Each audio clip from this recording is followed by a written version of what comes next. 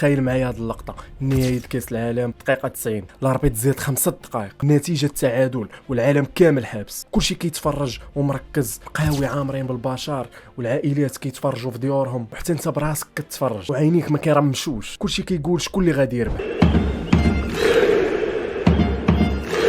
وفجأة الله أكبر الله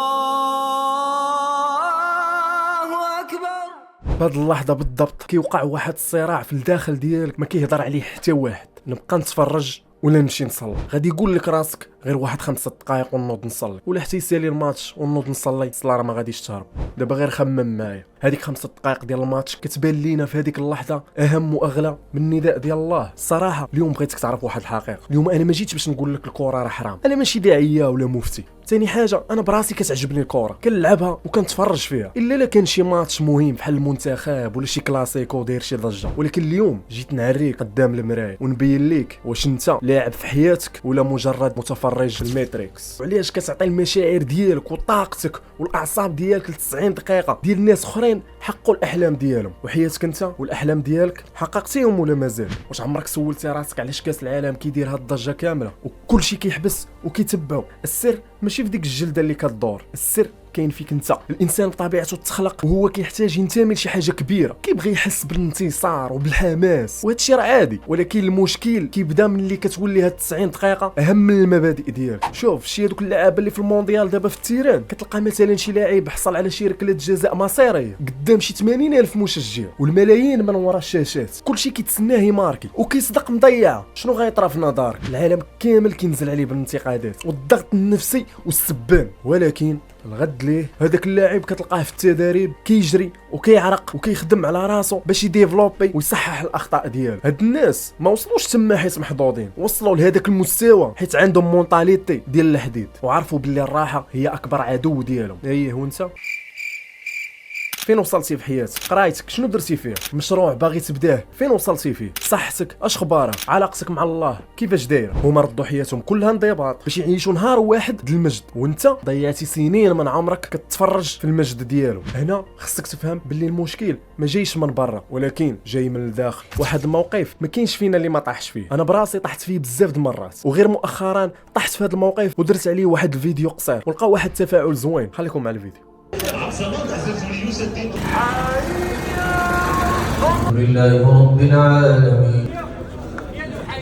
كنت كنتفرج في المنتخب واحد اللحظه هو يأذن المغرب، واكتشفت واحد الحاجه هي اللي خلاتني ندير هذا الفيديو. كنت كنتفرج في الماتش والقهوه عامره والناس كاملين مركزين مع الماتش، نتوما عارفين الاجواء اللي كتكون في القهوه، بنادم مركز مع الماتش. واحد اللحظه هو يأذن المغرب، بقيت مركز كنشوف شكون اللي غادي ينوض يصلي. صراحه ناضوا شي وحدين ولكن قلال. كيفاش بنادم كيتفرج في الماتش وخايف لا تفوتوا شي لقطه ولا شي بيت، وما كنخافوش تفوتنا الصلاه. كنشوف بنادم كيفاش كيقدر يصبر ساعه ولا ساعتين ولا النهار كامل وهو كيتفرج في التلفازه وفي الماتشات، والصلاه كتاخذ منك 5 دقائق حتى 10 دقائق وبنادم كتجي ثقيله. انا ما كنقولكش دابا ما تفرجش في الكوره، تفرج وشجع وفرح مع راسك، ولكن ملي عيط لك الله ما ديرش راسك ما سمعتيش الاذان، حيت الماتش راه غادي يسالي والنتيجه ديال الماتش حتى هي غادي تنسى، ولكن الصلاه هي اللي غادي تبقى. هذا ميساج الناس اللي كتفرج في القهاوي وكتسمع الاذان وما كتنوضش تصلي، وحتى الناس اللي كيتفرجوا في ديورهم وكيميكوا ملي كيسمعوا الاذان. بغيت نسولكم من مور ما تفرجتوا في هذا الفيديو، واش مره اخرى الا تصادف شي ماتش كتفرج فيه مع شي صلاه وسمعتي الاذان غتنوض ولا غتبقى جالس تكمل الماتش ولا غادي تنوض شي تصلي؟ وهذا الفيديو درتو حتى الناس اللي عزيز عليهم الاجواء ديال القهوه تيبغيو يتفرجوا في القهوه ولكن ما تيفرطوش في الصلاه وكيصليو صلاتهم في وقتها، يشوفوا شي قهوه فيها جامع من يسمعوا الاذان ينوضوا يصليو، وإلا ما كانش الجامع في القهوه يشوفوا شي قهوه قريب ليها شي جامع كما درت انا اليوم. والله يهدي ما خلق.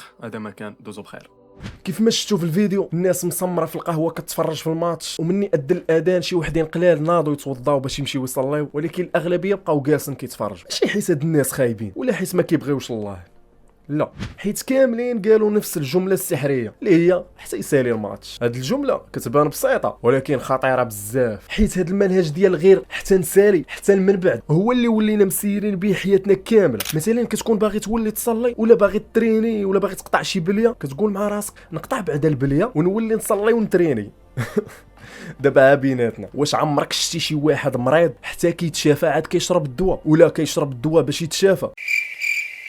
كيبان لي نعاودها باش تاملها مزيان. واش عمرك شتي شي واحد مريض ومهلوك حتى كيتشافى وكيولي بخير عاد كيشرب الدواء ولا كيشرب الدواء ديالو باش يتشافى ويولي بخير. فهمتيني ياك؟ اسمعني الشيطان عمرو غيجيك فاص ويقول لك ما تصليش حيت عارفك انت مسلم وكتموت على دين، ولكن كيجيك بواحد الطريقه لطيفه وكيقول لك خصك تولي تصلي، ولكن من بعد وكيبدا يجبد لك في الاعذار وكيربي فيك واحد العاده اللي هي التاجيل والتسويف. وهاد العاده بلا ما تحس كتولي جزء من الشخصيه ديالك، وبلا ما تحس كتلقى العمر داز بلا حتى شي اثار، لا دين لا مله لا دنيا لا اخره. رسول الله صلى الله عليه وسلم قول صلى الله عليه وسلم قال احب الاعمال الى الله الصلاه على وقتها. تامل معايا مزيان، ما قالش ليك غير صلي، ولكن قال ليك على وقتها، حيت هذاك الوقت راه جزء من العباده وجزء من الامتحان ديالك. واش كتحترم الموعد مع الخالق اكثر من الموعد مع الماتش؟ هاد الحياه ما كتعرفش شنو مخبيه ليك. شحال من واحد كان كيتسنى غير فوقاش دوز 4 سنين باش يتفرج في المونديال واليوم راه تحت التراب. وشحال من اب واعد ولده صغير وقال ليه ان شاء الله المونديال الجاي نتفرجوا فيه بجوج ونشجعوا المنتخب، ولكن الاجل سبق واليوم الولد جالس بوحدو قدام التلفازه كيتفرج. شحال هاد الامور كدوز قدامنا كل نهار ولكن ما كنتابعوش ليها. علاش؟ حيت الانسان كيعيش في هاد الدنيا بحال عنده شي ضمانه باللي غيفيق غدا. الا سولتك دابا واش غتكون حاضر كاس العالم اللي جاي، باش غتجاوبني 100% غتخسر عليا الله اعلم، الاعمار بيد الله. وراه عندك الحق، غير هو في الحقيقه حتى واحد فينا ما يقدر يعلم الغيب. وهاد الهضره اللي كنقول لك ماشي باش نخلعك ولا نكد عليك الفرحه، لا، انا جيت غير نذكرك بالحقيقه اللي غافل عليها. وذكر فان الذكرى تنفع المؤمنين. رسول الله صلى الله عليه وسلم